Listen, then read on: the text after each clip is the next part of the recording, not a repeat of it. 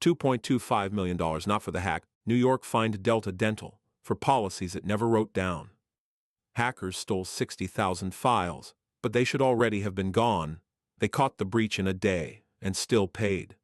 The rule wants it in writing. Does yours have it?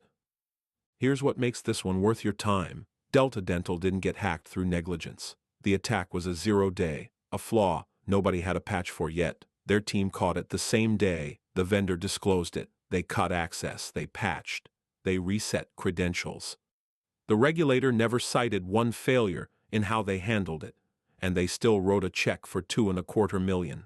So if the breach wasn't the problem, what was? The answer is 4 lines in a New York consent order. Not one of them mentions a hacker. Start with what happened. Delta Dental of California runs the cybersecurity program for the New York insurers. They moved files through a tool called MOVEit. In May 2023, attackers exploited a 0-day in that tool and pulled roughly 60,000 files off the servers. Names, social security numbers, passport numbers, health records. Serious. But here's the reversal. This looked like a breach story. It isn't. New York investigated, and none of its findings touch how Delta detected or contained the attack.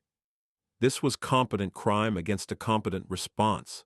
So why the penalty? Because the regulator wasn't looking at the attack. It was looking at the program around it, the written policies the rule requires every covered entity to keep. And that's where Delta came up short 4 times. Start with the data itself. MOVEit shipped with a safety setting built in. By default, every folder auto-deleted its files after 30 days. Upload a file, and 30 days later it's gone. That default is a gift. It shrinks what an attacker can ever take. But Delta overrode it. For many folders, they extended retention to 45 or 60 days. For some, they switched the auto-delete off entirely, and here's the governance failure. There was no written process for approving those changes. No policy. No sign-off. No one accountable for which files lived longer or why. This is where it stops being a story about Delta Dental. Because most of the files the attackers took had been sitting on those servers longer than 30 days. Under the default, they'd have been deleted before the breach ever happened. Read that again. The thing that made this breach big wasn't the hacker. It was a retention setting nobody governed. The attacker didn't enlarge the blast radius. The missing policy did. Now the same gap repeats. One layer up. New York's rule wants 2 things in writing: a policy for incident response and a plan that says exactly when you report an event to the regulator. The clock is 72 hours. Delta had documents. However, the regulator found they lacked the detail. They didn't clearly say when and how to notify the department. And that omission had a consequence. On June 1st, Delta's own tools flagged the intrusion, a web shell on the MOVEit servers. The very next day, June 2nd, New York published an industry letter. It said it plainly: a web shell alone is a reportable event, even with no proof of stolen data. So the obligation was public in writing. Within 72 hours of discovery, Delta didn't report, not in July, when it confirmed data was taken, not in August, not in September. The department finally heard from them on December 15th. Roughly 6 months late. And the reason wasn't a cover-up, it was simpler and far more common. The response plan never defined the trigger. So when the moment came, no one was sure the clock had started. The missing procedure didn't just enlarge the breach.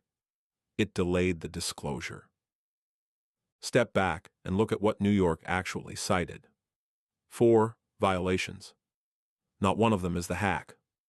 1. No policy for securely disposing of data it no longer needed. 2. An incident response policy too thin to guide reporting. 3. A plan that didn't address its own reporting duty. 4. A notice 6 months late. 4 findings, 1 penalty, $2.25 million for the machinery of governance, not the failure of security. And here's why it lands on you if you sit anywhere near a regulated firm.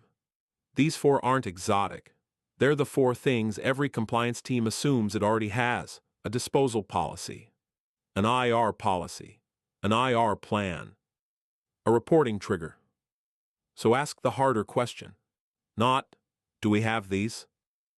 Everyone says yes. Ask, could we hand a regulator the written version tomorrow? Specific enough to name the trigger, the timeline, and the owner. Because that's the standard Delta thought it met. The gap between we follow the framework and we can produce it in writing is exactly $2.25 million wide. So take one filter from this. The next time someone tells you your cybersecurity is compliant, don't ask whether the controls work. Ask whether the policies exist in writing with the trigger, the timeline, and the owner named. That's the test a regulator runs. Not, were you breached? It's, could you prove the procedure was there before you were? If that answer takes more than a minute to find, you already have it. And don't file this one under New York. Part 500 came first, written in 2017, and widely considered the strictest in the country, but it's now the template. Europe's DORA runs the same logic. Singapore's technology risk rules. The UK's operational resilience regime. The updated HIPAA security rule. Every one of them is moving the same direction. Prescriptive written policies, hard reporting clocks, and penalties for the gap between what you do and what you can document. The breach is becoming the least of it. The next wave of enforcement won't ask who hacked you. It'll ask what you wrote down and when you reported it. Delta Dental is just the first firm to learn that the expensive part of a breach is the paperwork it never finished. If you want the pattern this fits, regulators turning governance gaps into penalties, the FIIG enforcement breakdown is the next watch. Same mechanism, different regulator. Every source for this one is linked below. Scam Beast.